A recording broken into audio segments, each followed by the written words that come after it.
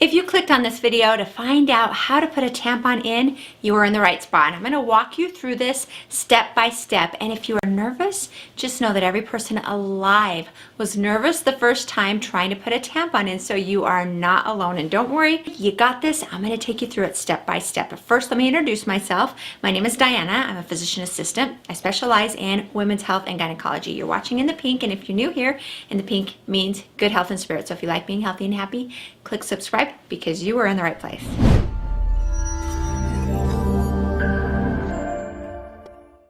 So the first thing you need to do before trying to put a tampon in is know your anatomy, meaning know what is what down there. And this is really tough because if you are just looking down, you can't really see anything. So you have three choices to get past that. Number one, you can use your hands to feel around down there to try to figure out what is what. Number two, you could grab a mirror to help you see your own anatomy. Or number three, you just grab a tampon, jab it around down there, and hope you find what you're looking for. And I mean, all of those options have been tried by millions of women their first time. But I personally think it's a good idea to see what's going on down there. So I personally suggest using a mirror method until you figure things out.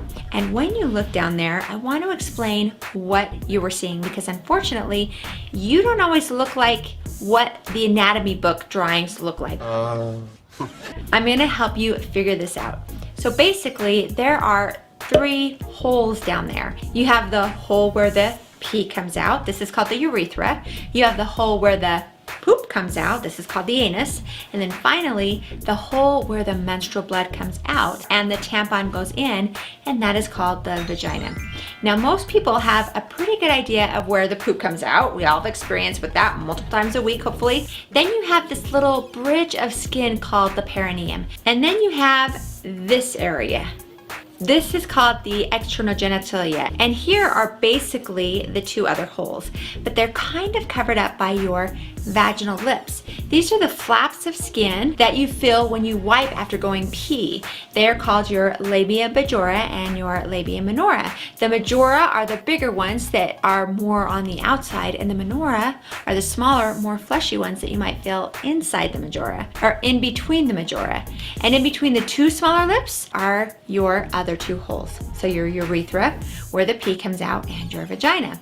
So the urethra is more forward, and it's very, very small. It cannot fit a tampon in there, or even a small finger. So I don't want you to worry that you might accidentally put your tampon in that hole. That's not gonna happen. Not unless your tampon is like, you know, that small around. Okay, so you got your pee hole, which is your urethra, is up here.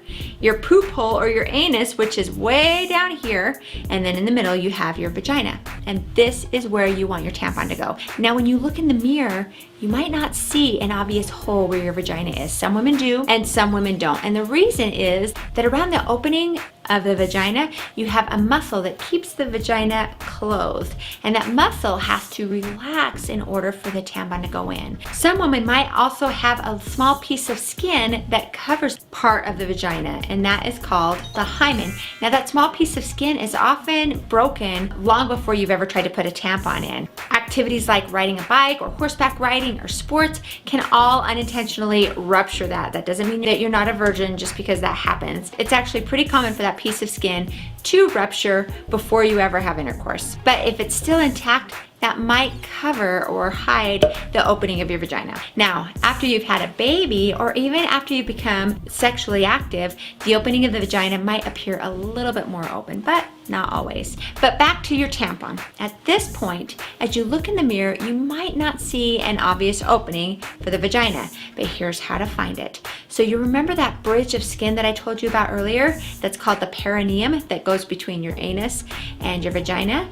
So if you use your tampon or your finger and you feel that perineum moving away from your anus, so the hole where your poop comes out, moving away from that, when that regular piece of skin disappears and you feel more mushy, wet tissue, that's pretty much where your vaginal opening is. Okay, next step, let's talk about the tampon itself.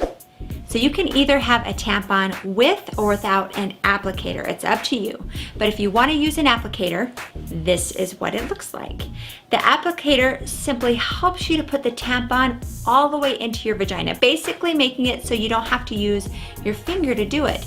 Now, most people prefer that, but some people prefer no applicator. So whatever is available to you and whatever your preference is. So I'm going to take the tampon out of the applicator. So this is what the actual tampon looks like. It is usually made up of cotton and rayon, and then you've got the string. Now the tampon is very absorbable, so watch what happens when you put one in water. See how quickly it absorbs and also how much water it can absorb. It also has this string attached to it. Now I have had a lot of comments in some of my other tampon videos about being nervous that the string is gonna break inside you. So, if that's a concern for you, grab a tampon right now. Just go get one. And then I want you to take it out of the wrapping, take it out of the applicator. Okay, so you got it just like this. And now I want you to pull on the string. Like really pull on it. Try as hard as you can to make that string come off. Okay, I bet that you will not be able to. I certainly wasn't able to. So if you're worried about the string breaking, I hope that puts your mind at ease. So I want you to grab your tampon again, and if you choose to use an applicator, have the applicator with you. I want you to practice a few times just working the tampon with the applicator. So you want to grab the tampon with two of your fingers and to where your thumb can push on the plunge down here. And just practice pushing that plunger and making the tampon go out. See that? And you can actually just open up the plunger. You kind of have to thread it back through here. There we go. And then you can put the tampon back in, and then you can practice it again.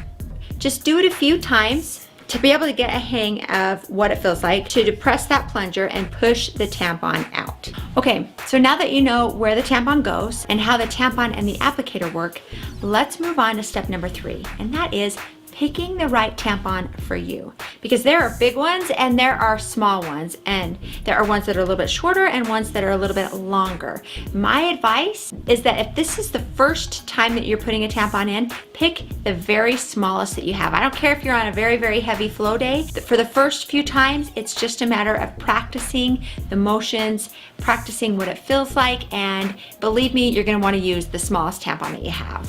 On that same note, I also recommend that, if possible, until you're more comfortable with putting a tampon in, you should put it in when your flow is the heaviest. So your menstrual blood actually acts as a lubricant to help the tampon to slip in and out much more easily. So if you are not actually on your period, I don't recommend trying to put a tampon in for the first time, because that dry tampon rubbing on your dry vaginal tissue, it can be uncomfortable and it can be a lot harder to take it out and to put it in. It also can create a little bit of friction when you're trying to pull it out or push it in, and that can cause some pain. So once you have all of that figured out, you can move on to the next step where you are actually putting your tampon in. So there's a couple of ways that you can do this. You could either put the tampon in while you are just sitting on the toilet, or you could put one leg up on the toilet or the bathtub or a chair or whatever you have available, or you could actually just squat and try to put a tampon in that way. I would say that most people either put it on while sitting on the toilet or put it on while standing with one leg up on the toilet or on the bathtub. But whatever position is the most comfortable for you, that's what you're gonna wanna do. So I actually have 2 different models of the uterus, and I'm going to demonstrate it with both of these. Both of them show you a little bit different angle. The more that you can see how it goes in and how to position it, the easier that it's going to be for you. So let's start with this one right here. This one's not very anatomical per se, but I do like that it's see-through so that you can have a little bit better idea of what's going on the inside. I talked about the anus, and that's down here.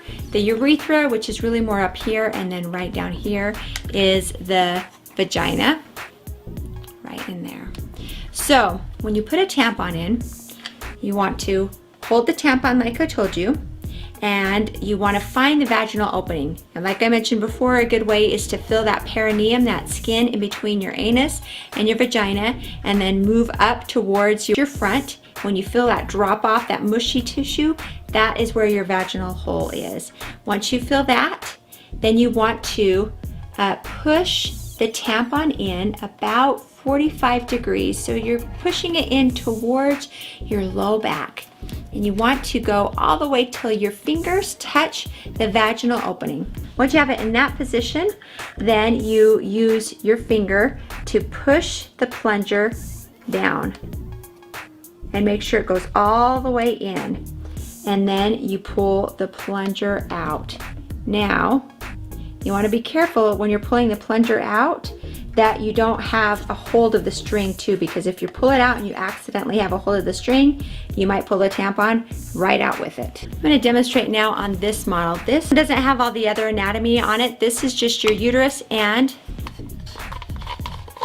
the vagina. The reason why I want to demonstrate with this one is because I want you to see when people are worried about the tampon getting lost, stuck up there, I want you to see why that really doesn't happen. So this is the vaginal opening right here, and when you insert that tampon, it hits the top of that cervix and it can't go any further. Yes, there is a small teeny tiny little hole at the top of the cervix, which is the top part of your vagina, but it's too small, way too small for a tampon to go in. So when you put that tampon in till your fingers touch the vaginal opening, the top of the applicator is almost all the way to the top of your vagina. Sometimes it's even touching your cervix. And then when you deploy it, it stays, hopefully in real life, it stays in the vagina as you pull the applicator out. If you find that when you're putting the tampon in, it's getting stuck, okay, that usually means you're putting it in the wrong direction. So you could be having it, and it's hitting the vaginal wall. So if you find that it's stuck and it's not going further in, what you want to do is stop, pull it out a little bit, redirect it, and then continue to push in. And then if you find that you reach another wall, then you just stop again, back up, redirect it, and then continue to push it all the way in. One mistake that people do is they want to deploy it at the very bottom of the vaginal opening. And the problem is when they do that and they deploy it down here,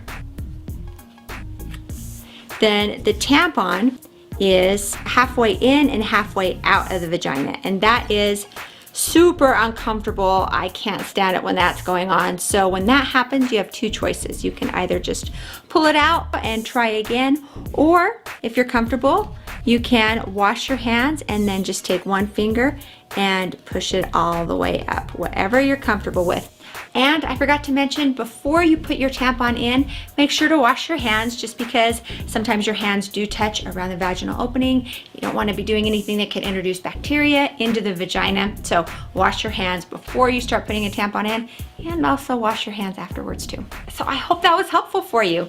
I know it's a little bit scary the first time. I remember my first time, it wasn't fun, but with practice, it will get easier. Now, if you aren't really comfortable with tampons and you've tried and tried and tried, and it's just not working out for you, you do have another option. I mean, of course you have pads, and that's great if you want to do that, but more recently they have developed something called period underwear. They did not have that when I was a kid. I think it's pretty cool, but it is basically very, very, very absorbent underwear. There's tons of different brands out there, but you can wear it in place of a pad. They even have swimsuits. So if you want to go swimming, it's the summer and you don't want to put a tampon in, you can wear these swimsuits and you don't need to wear a tampon. So I just think that's brilliant. I will link to them in my video description. Check them out if you want to try that as an alternative to using a tampon. But I do have another video about things that could cause your tampon to be hurting. If you liked this video, if you found it informative, be sure to give this video a thumbs up. It means the world to me. And also hit the subscribe button, and don't forget to hit the notification bell so you'll be notified of my future videos. Now right here, I'm going to put one of my other videos about what can cause your tampon to hurt. So you definitely need to check on that. So click on that video right here, and I'll see you over there. The packets all look fairly similar. Some packets are round and some are rectangular. But if you have a 28-day packet, which is the most common birth control pack, you are going to see two different colors of pills.